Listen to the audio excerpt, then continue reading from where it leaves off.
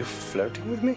A femme fatale is a sexy bad girl that comes out of these movies of the 40s, 50s, and going into the 60s. You know, you think of Rita Hayworth, Barbara Stanwyck, Joan Crawford. They're seductive, they're manipulative, they usually wind up double-crossing you and leading you to your doom. What the hell do you think you're doing, Lily? I made everybody think you kidnapped me.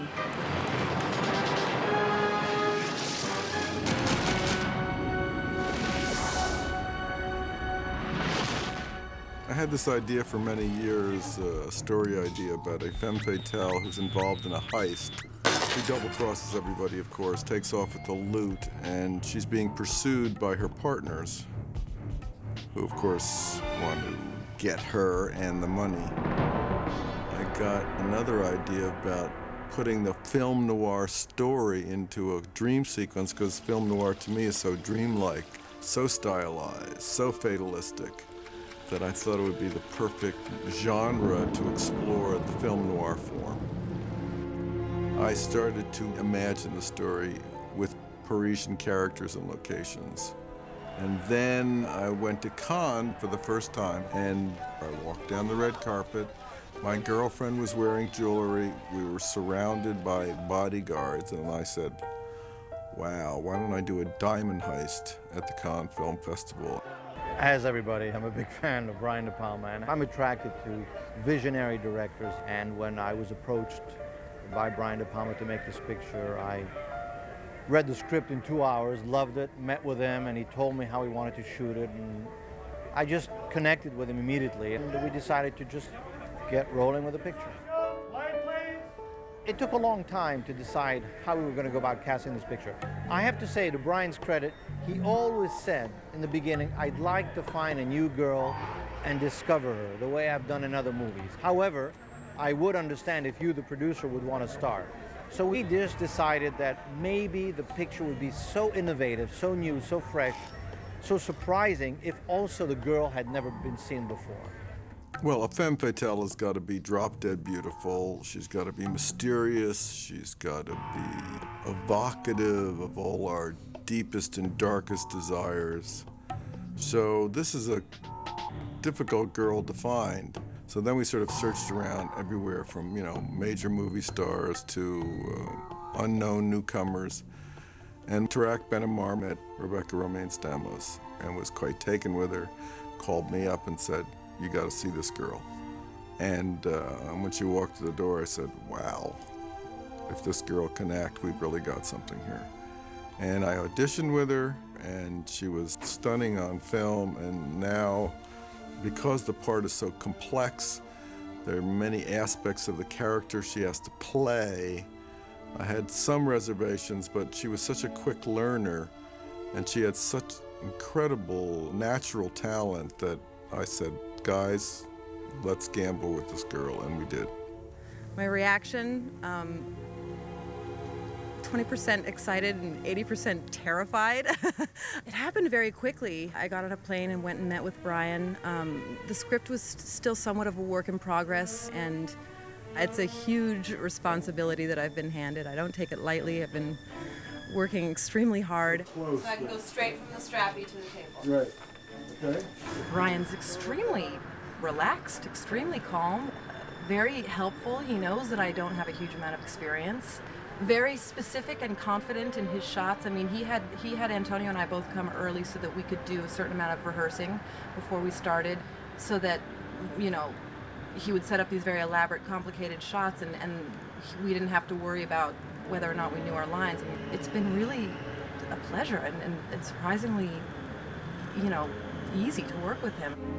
It wasn't funny when you sold my picture to the papers. I was afraid for your life. I felt responsible for it. Damn it! That's so sweet, Nicholas. The story needs somebody like that, with that power, you know, that visual power. At the same time, she's very funny, and I think funny is equal to irony, and irony maybe equal to intelligence. I can see that in the rehearsal time that we had at the beginning and during the shooting with Brian, and I didn't know that she got this dramatic ability. That's very generous. I don't think you realize who you're dealing with, Mr. Bardo. We know all about you. Antonio was really number one on our list. We were surprised he agreed to do the picture because it was not the main part. It was a secondary but important part. He was a big fan of Brian De Palma, and his wife, Melanie Griffith, who had started with Brian De Palma, was all in favor of her husband working with the man who gave her her first opportunity. Hi. I'm sorry to bother you, but I rented this room last night and I think I left my disc here. Antonio, he's a very great actor. I mean, this guy can play anything. Incredibly well trained. He can sing, he can write, he can direct. I mean, the guy can do anything. And I felt a little badly because I was just basically using very little of his talents, but Melanie felt it would be a very good picture to be in, and she was basically the one that made it happen. Brian is very specific. He may be thinking for a scene for a long time, but he shoots it in one shot, and he doesn't do any kind of coverage, which is good for actors too, because it allows you to work for like 5-6 minutes non-stop, which is very theatrical, and we are very thankful to that, because you get your own rhythms going on in the movie. You don't have to wait and just separate everything by 15 seconds emotions. Thank you for today. I'll be waiting out here just in case you need anything. You don't trust me, do you? No. It's not that. It's just being careful. Well, being in Paris, I wanted to sort of pull in some American actors. Peter Coyote's an actor I've always thought was terrific. I've seen him in a lot of movies. And I needed this elegant guy to play the ambassador. You're not gonna hurt her, right? Because I've done exactly what you told me to do. And I haven't talked to anyone. You know, everybody likes to do high-grade, polished films that have the potential of being really popular. I love these films. These are the kind of movies I go to see. So to be in them, with a really good director, on a great location, and also the fear of death at my wife's hands if I'd refused to go to Paris for a month.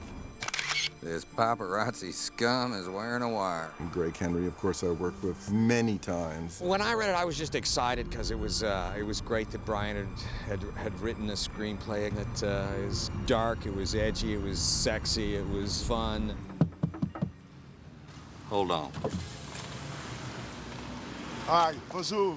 Yeah, bonjour. And then I had this whole French cast. Eric Ebounet played Lumumba in the movie called Lumumba. He was just fascinating to watch.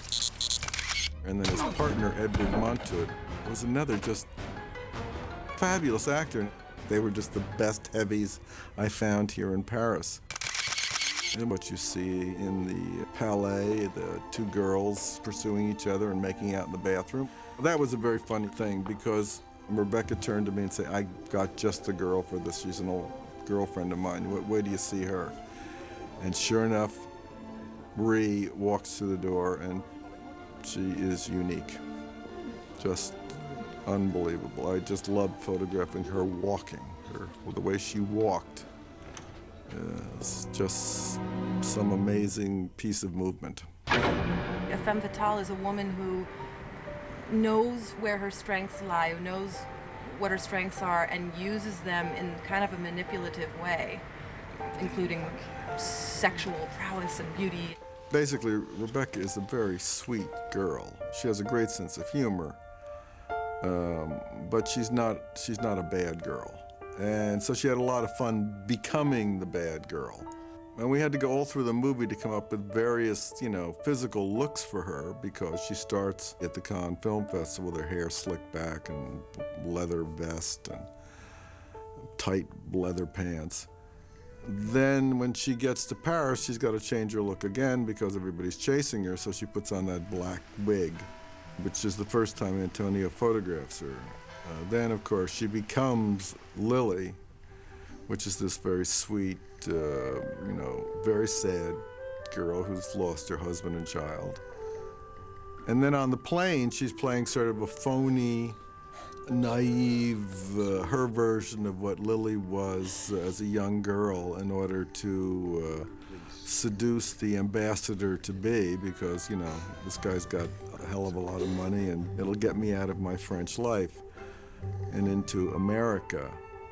Then when she comes back as the ambassador's wife, she's got this very slick, wearing incredibly beautiful designer clothes, and we even put this fabulous hat on her that she gets photographed by Antonio the first time.